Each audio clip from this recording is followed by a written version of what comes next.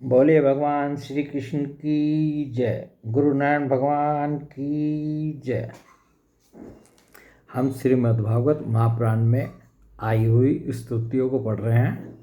आज हम 90वें स्कंद की स्तुतियों को पढ़ेंगे। और 90वें स्कंद में मुख्यतः राजवंशों का वर्णन हुआ है।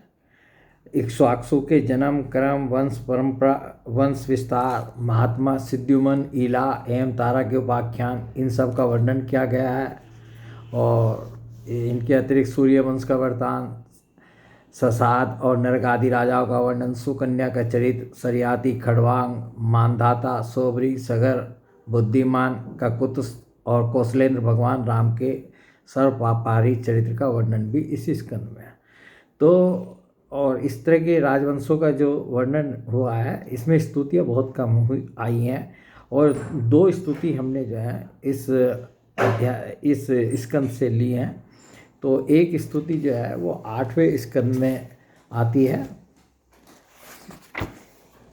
वो अंशुमान जी ने जो है भगवान कपिल की स्तुति की थी। और मतलब उसका हम थोड़ा पहले प्रस्तावना पढ़ दे रहे हैं कि उस स्तुति का कारण क्या बना था और क्या स्तुति हुई थी, वो बाद में पढ़ेंगे।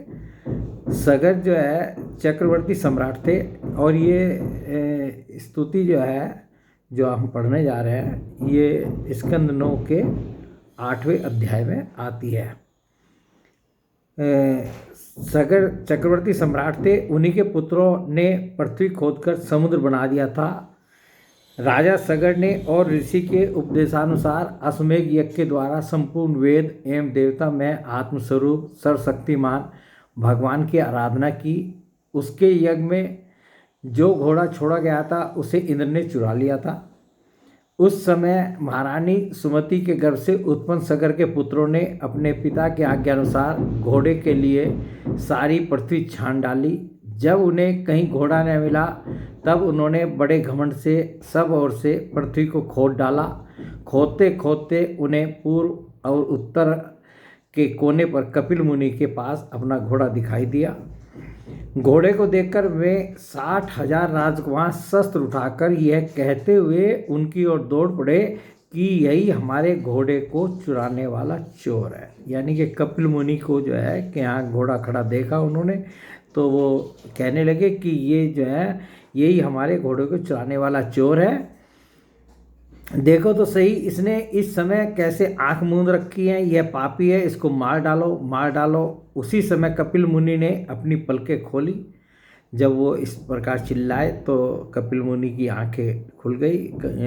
समाधि में बैठे हुए थे वो।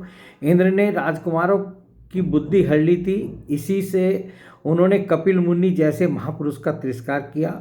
और क्योंकि घोड़ा जो है वो इंद्र ने चुराया था, तो इंद्र ने जो है उनकी राजकुमारों की जो है बुद्धि को हर लिया था। और जिसके कारण जो है उन्होंने जो है कपिल जैसे महापुरुष का तिरस्कार किया। इस तिरस्कार के फलस्वरूप उनके शरीर में ही आग जल उठी, जिससे क्षण भर में ही वे सब के सब जलकर खाक हो गए। तो ये 60,000 जो सगर के पुत्र थे, ये सब जो है कपिल मुनि के आँख खोलते ही देख करके उनके शरीर में जो है राजकुमारों के आग लग गई और वो जल करके खाक हो गए। तो सगर की दूसरी पत्नी का नाम था केसनी। उसके गर्भ से उन्हें असमंजस नाम का पुत्र हुआ था। असमंजस के पुत्र का नाम था अंशुमान। वह अपने दादा सगर की आज्ञाओं के पालन तथा उन्हीं की सेवा में लगा रहता था। राजा सगर की आज्ञा से अंशुमान जो यज्ञ का घोड़ा जो जिसको ढूंढने के लिए सगर के पुत्र निकले थे, जो इंद्र ने चुरा लिया था, उसको ढूंढने के लिए राजा सगर की आज्ञा से अंशुमान घोड़े को ढूंढने के लिए निकले। उन्होंने अपने चाचाओं के द्वारा खोदे हुए समुद्र के किनारे किनारे चलकर उनके शरीर के भस्म के पास ही घोड़े को देखा। वहीं भगवान के अवतार कपिल मुनि बैठे हुए थे। उनको देखकर उदार हृदय अंशुमान ने उनके चरणों में प्रणाम किया और हाथ जोड़कर एकाग्र मन से उनकी स्तुति की। तो ये स्तुति से पहले का जो प्रसंग था वो हमने पढ़ा और अब स्तुति पढ़ रहे हैं। अंशुमान ने जो है कपिल भगवान की जो स्तुति की वो इस प्रकार है। अंशुमान ने कहा, भगवान आप अजन्मा ब्रह्मा जी से भी परे हैं, इसलिए वे आपको प्रत्यक्ष नहीं देख पाते। देखने की तो बात तो अलग रही, वे समाधि करते करते एवं युक्ति लड़ाते लड़ाते हार गए, किंतु आज तक आपको समझ भी नहीं पाए। हम लोग तो उनके मन, शरीर और बुद्धि से होने वाली सृष्टि के द्वारा बने हुए अज्ञानी जीव हैं, तब भला हम आपको कैसे समझ सकते हैं। संसार के शरीरधारी सतगुण, रजोगुण या तमोगुण प्रधान है। वे जागृत और स्वप्न अवस्थाओं में केवल गुणमय पदार्थों, विषयों को और सुषुप्ति अवस्था में केवल अज्ञान देखते हैं।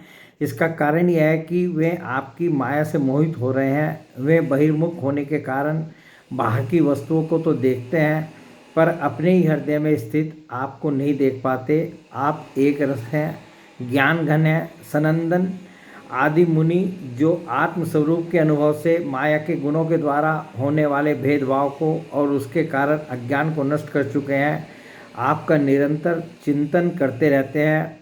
माया के गुणों में ही भूला हुआ मैं मूढ़ किस प्रकार आपका चिंतन करूं।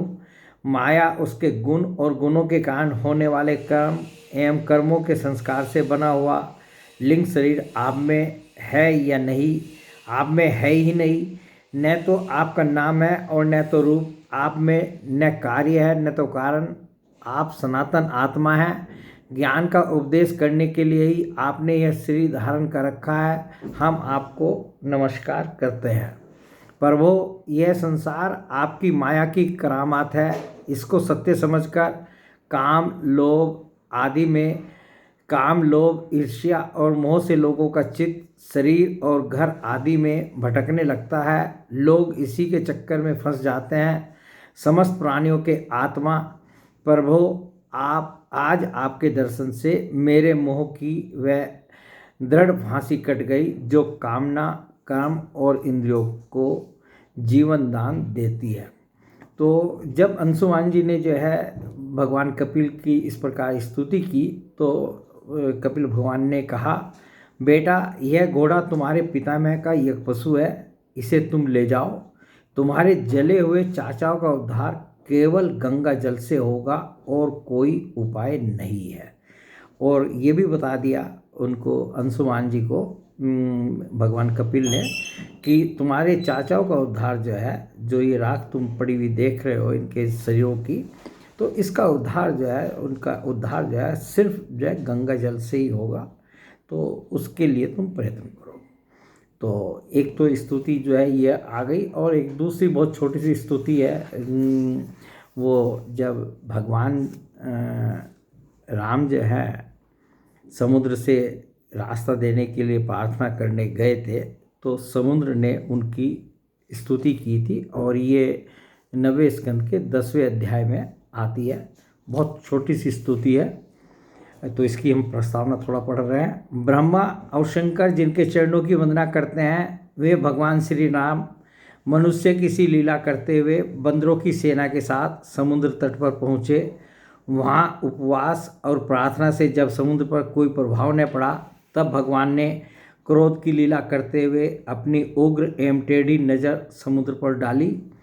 उसी समय समुद्र के बड़े बड़े मगर और मछ खलबला उठे। डर जाने के कारण समुद्र की सारी गर्जना शांत हो गई। तब समुद्र शरीरधारी बनकर और अपने शरीर पर बहुत सी भेंटें लेकर भगवान के चरण कमलों की शरण में आया और इस प्रकार कहने लगा। तो समुद्र ने जो है ये जब भगवान ने जो थोड़ा सा ही क्रोध दिखलाया, तो समुद्र जो है उनकी शरण में आया और उनकी इस प्रकार स्तुति की। अनंत, हम मूर्ख हैं, इसलिए आपके वास्तविक स्वरूप को नहीं जानते। जाने भी कैसे? आप समस्त जगत के एकमात्र स्वामी, आदि कारण एवं जगत के समस्त परिवर्तनों में एक रस रहने वाले हैं। आप समस्त गुणों के स्वामी हैं। इसलिए जब आप सद्गुण को स्वीकार कर लेते हैं, तब देवताओं की, रजोगुण को स्वीकार कर लेते हैं, तब प्रजापतियों की, और तमोगुण को स्वीकार कर लेते हैं, तब आपके क्रोध से रुद्रगण की उत्पत्ति होती है। वीर शिरोमणे, आप अपनी इच्छा के अनुसार मुझे पार कर जाइए और त्रिलोकी को रुलाने वाले विश्रवा के कुपूत रावण को मारकर अपनी पत्नी को फिर से प्राप्त कीजिए। परंतु आपसे मेरी एक प्रार्थना है, आप यहाँ मुझ पर एक पुल बांध दीजिए, इससे आपके यश का विस्तार होगा और आगे चलकर जब बड़े बड़े नरपति दिग्विजय करते हुए यहाँ आएंगे तब वे आपके यश का गान करेंगे। तो इस प्रकार जो है ये समुद्र ने जो है भगवान राम से जो है वो प्रार्थना की थी, स्तुति की थी। तो बस यही दो स्तुतियाँ जो है हमें 90वें स्कंद में मिली। और इससे पहले जो है अम्बरीश जी ने चक्र की जो स्तुति की थी वो हम जो है पहले पढ़ भी चुके हैं। तो दुर्वासा जी जब चक्र से जो है भागे थे और दुर्वासा जी की रक्षा के लिए चक्र की राजा अम्बरीश ने स्तुति की थी। और बाकी तो जो है राजवंशों का इसमें अधिकतर वर्णन है। तो इस प्रकार जो है ये 9वें स्कंद के स्तुतियों का प्रसंग जो है ये समाप्त हो रहा है। बोले भगवान श्री कृष्ण की जय, गुरु नारायण भगवान की जय।